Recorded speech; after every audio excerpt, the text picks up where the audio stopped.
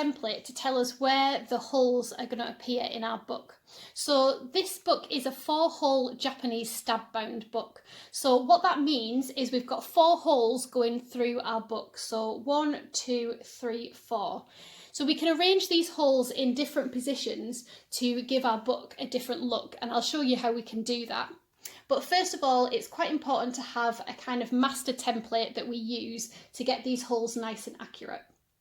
So what you want to do is get a piece of paper that is the same size as your booklet. So if you've got one of my kits, this thin copy paper that I've included is perfect for this, but you could just use a piece of normal copy paper, would work just fine.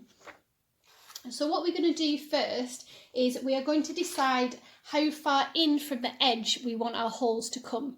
So with a book that's this size, so an A6 size book, I'd probably recommend coming in about 1 centimetre. You really don't want to be any less than that really, because your stitches can get a bit lost, but any more than that and you kind of start to use up quite a bit of your pages, because remember, this is going to be pincered together, so the further through your book you get, the more difficult it kind of is to open. So if you have these stitches quite far in, it kind of pinches your book together, so you can't really access it. So I find about 1 centimetre is a good kind of distance to give you a nice decorative stitch, but also means that you can access those back pages quite nicely.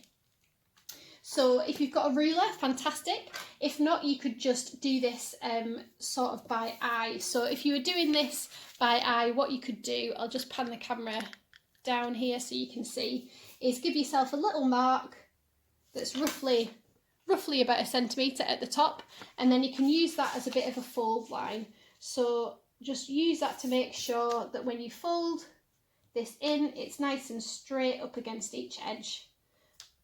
So something like that, and then when I fold this out, I've got a nice line down there.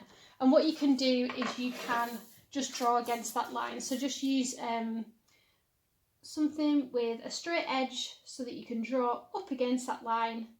So you end up with something that looks like that. So we've done our first measurement, which is where our holes are going to appear in from the edge. Now we need to decide where the holes are going to appear along that line. So I've got a little trick to do this that means that you kind of measure by folding rather than with a ruler. So this is a good way to segment your paper or your template up into sections. So you can use this same method whether you're making a book this size, A6, or if you are making an A5 book or an A4 book. Whichever size you want to make, just make sure that you're using a piece of paper that is the same size as your book, and then follow this same method. So what I'm going to do is I'm going to fold this in half. So I'm going to fold long edge to long edge. So I'm folding against that line that I've just made. So I'm folding in half, and I'm making sure that my corners are nice and square, and using my finger to push that down. So I've folded it in half. I'm going to keep that folded, I'm going to fold it again. So I'm going to take that long edge to long edge, make sure my corners meet. So I'll end up with something like that.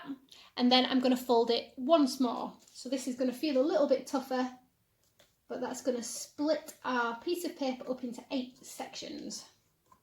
So again, making sure it meets nicely. And then you can see I end up with a thin little strip like this. And then if you open this out, bit difficult to see on here, but you should see that you end up with some fold lines that are going across that pencil line you've drawn. So you should have 7. So 1, 2, 3, 4, 5, 6, 7. So what we want to do now is use some of those fold lines to tell us where we want to put our 4 lines.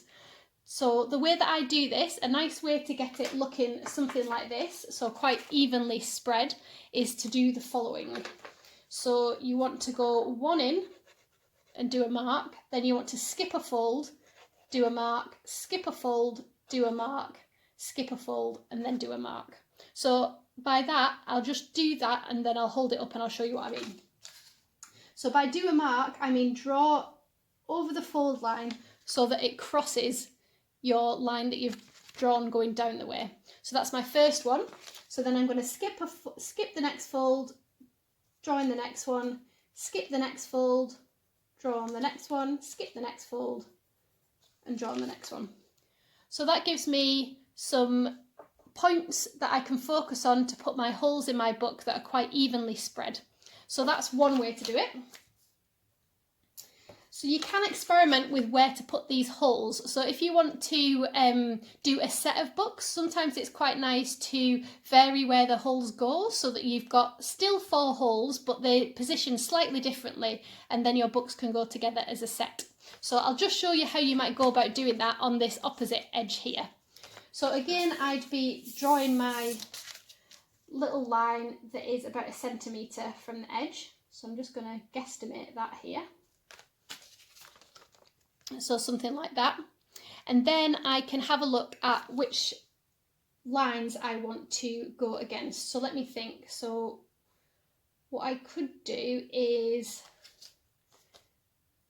do the bottom and top folds again, and then I might choose to maybe do this one actually.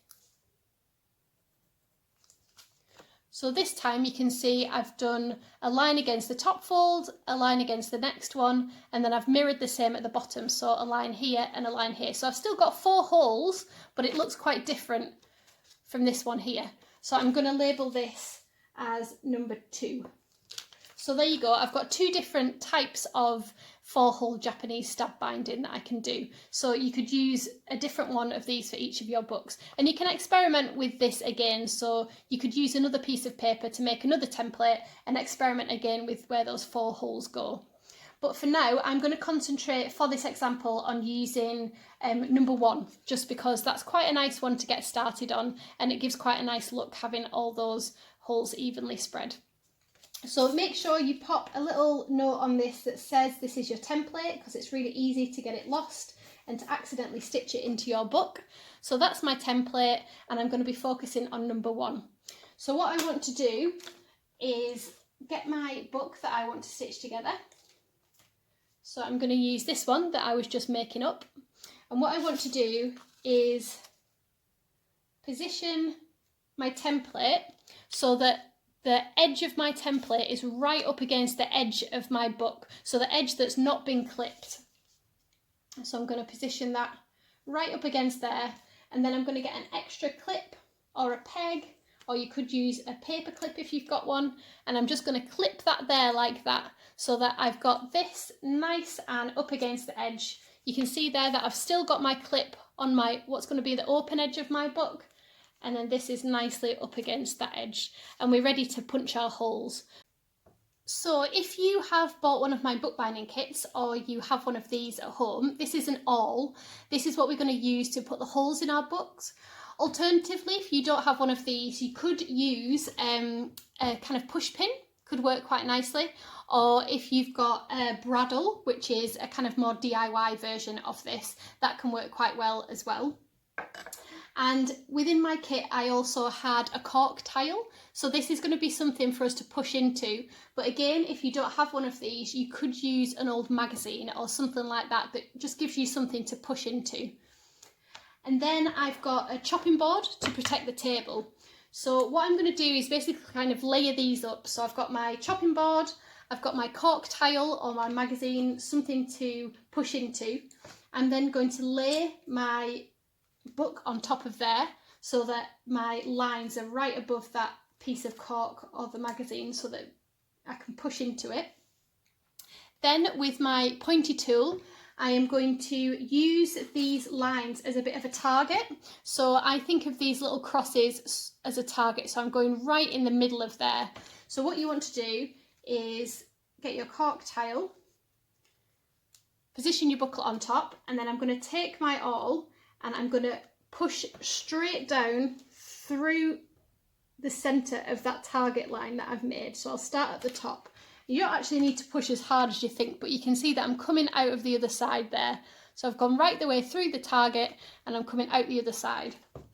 And I want to be quite generous with these holes because we need to go in and out quite a few times with our needle and thread. So you can see there I've got a hole. If I just move that to one side, you can see the hole goes through the book. So what you really want to be doing is being able to really see through that hole, and don't worry too much if it looks a little bit messy. We're going to be putting thread through that, so that's going to hide that kind of perforation.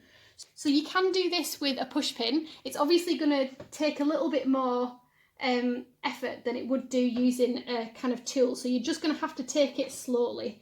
So I'll just show you as an example. That's me going through with the push pin, and you can see it does come out of the other side. So you can use this, but you might just want to use something to make that hole a little bit bigger. So you might have a cocktail stick or something, for example, that you could use to make that hole bigger.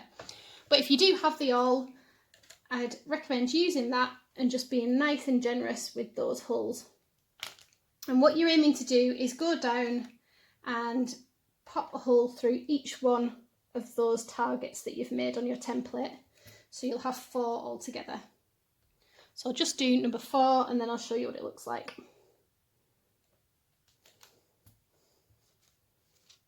So I've got something like that. You can see, I can see this hole here isn't very big. So what you can do, once you've done the holes like this, keep your template on, make sure your fingers are out of the way, and you can take your awl or your pointy tool back through your book and make sure that it's really nice and clear all the way through. And making those holes nice and generous is just going to save a lot of pushing and shoving when we come to do the stitching. So when I'm happy with all my holes, happy that they're in there, what I'm going to do is just take this top clip off. So again, I'm not moving this one, that's staying in place. I'm going to take this top clip off with my template, put my template somewhere safe. As I said before, if you want to do this as a production line, you could then move on to your next gratitude journal, line it up and do your next set of holes. Or you could, if you've experimented with putting the holes in different positions, you could turn that round and do the other side of your template.